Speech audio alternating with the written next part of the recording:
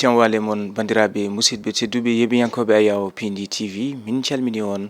to gonirɗon min jaɓɓi mon e kelle gadanero ɓe no jayndeji aljuma 16 lewru août 2024 bisimilla mon e robindo jayndeji puɗortoɗen koye jayde gendira leydi Sénégal jayde Le Soleil arti e kanko hoorejo leydi ndi son excellence Bassirou Diomaye Diakhar Faye o erima ɓe ganduɗa ko CDEPS ardiɓe ɓe ganduɗa ko galleji gollorɗi to banggue jayndeji kamɓe caktirde nde ɓe mbawata tigui waddude jonde beele ɓe mbawa yewtidde ko fatuno e alhaali presse caggal nde ɓen ɓe ganduɗa ko ardiɓe jayndeji kamɓe caktirde mbaɗno journée sans presse ñande talata ɓennuɗo kono kadi jayde Le Soleil arti ha joni oɗo réserve faune sauvage toon to Fatala ne waynude ɓe jayde Le Soleil arti e ɗiɗo kobi kamɓe lellaji kamɓe kulle goɗɗe ɗe ganda ko tawetiɗe wonande on réserve nana tawe e jayde Le Soleil jayde Rewmi Quotidien arti koye goto e agresseur en mbiyan bande badijo mo ganduɗa yoɓinoma fitandu Jakarta man caggal nde o yinno heftude on Jakarta ɓesguji Thiès kañumen jalti jane makko ha ni o hawri e ladial tawi kadi ɓe duppumo jayde enquête arti hen on mo ganduɗa ko agresseur ene tawa e mum ni ko yete ko bracelet électrique jayde Vox Populi arti koye jeena e hawruɓe ladial ɓe pittali mumen keddi e oɗo accident hakkude car kam e wonande e camion pelɓodiri ha jeenayo kawri e ladial ɗum noon waɗi ko toon to oɗo nokku hakkude Mbacké kam e Ndulo jeenayo kawri e ladial kono kadi ɓe garti yomo ganduɗa ko o saaha de ko kañum tigui woni ko haala mum yardete ha tawi omo ganduɗa ko Waly Diouf Bodian gardiɗo poroto ɗo mbo Dakar syndicaliste uji taweteɓe toon ɓen ɓe ganduɗa ko gollotoɓe hujjanatoɓe kolliti wonande laamu ngu alay saago wawa ƴewtade e golle makko kanko basi o mo ganduɗa ko Waly Diouf Bodian jayde enquête ni bes ni contrôle ɗum noon ko caggal nde hoorejo leydi ndi ñande 24 lewru juin kanko hoorejo leydi ndi o waɗino fixé prix to banggue nebam diwlin kam e sukara e yiide jayde enquête ɗum ɗo de ne wayno ha joni ko haala tan sibu ala ni ha joni ɓen ɓe ganduɗa ko laamu ngu wadde ko yete ko contrôle nebbisade yoga e boutique aji kam e nokkuji jeeriɗi kono kadi ko yitno noon e jogu wonande prix nebam diwlin kam e sukara ne wayno de ɗum ɗo kam ko haala tan kono ala fof ko wayli hen e yiide jayde enquête kono kadi jayde enquête arti ha joni e wonande oɗo accident mo ganduɗa waɗi toon to Ndulu hakkude Ndulu kam e Mbacké jeena kañumen kawri e ladial e on accident jayde Les Échos arti ko e Ibrahima Thiam Toubéy on mo ganduɗa nangono fawnomo jungo ɗum ko caggal nde drogue waɗa saisir toon to poroto mbo Dakar kanko Ibrahima Thiam omo arta e artude on tarik mbiyan histoire mo ganduɗa nde o nangono hitan ujunaje 2019 kanko Ibrahima Thiam Toubéy o holliti ni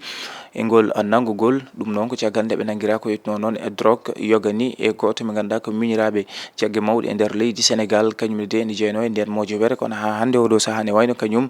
on sokkaka o arti e on histoire kono kadi Les Échos arti ha joni omo ganduɗa ko kanko woni Waly Diouf Bodian directeur général mo poroto ndo mbo Dakar ɓe mo ganduɗa ko intersyndical en ne wayno mbaɗi fippere no fewi artude e caɗele ɗe ganduɗa yiide kanko Waly Diouf Bodian ha joni o ɗoftaki ngal ɗo kuulal ko yete ko noon kotto banggue passation des marchés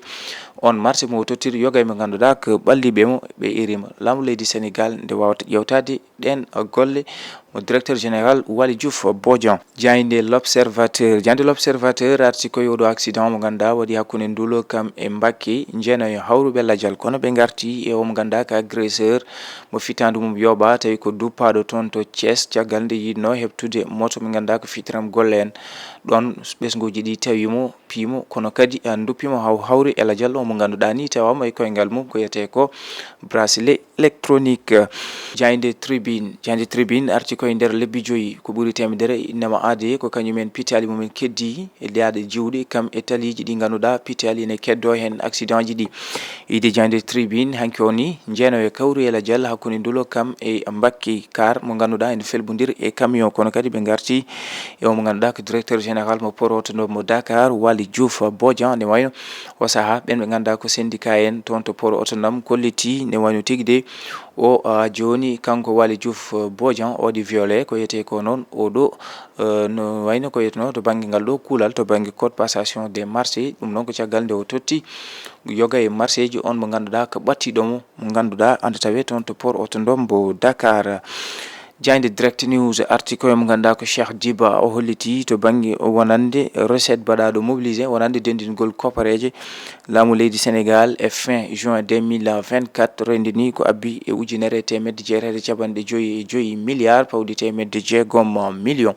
e yide kanko Cheikh Diba ɗum ɗo diene wani tan ko ɓuri 4,5% woni ko ɓeydi e on recette to bangi rapport mo bangini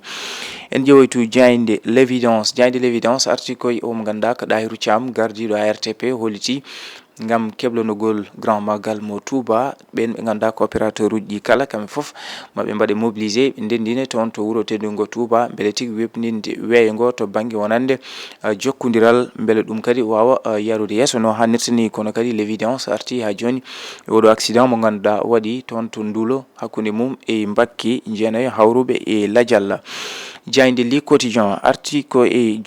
jubal caɗele ɗe ganduɗa ni tawe toon to port autonome Dakar ɓen ɓe ganduɗa ko syndicat en ɓe ñiigi no feewi omo ganduɗa ko kanko tigui woni gardiɗo ngal gollorgal yide kamɓe syndicat ji ɗi kanko mo ganduɗa ko Waly Diouf Bodian ne wayno ha joni o hormaki ko ete ko noon code passation des marchés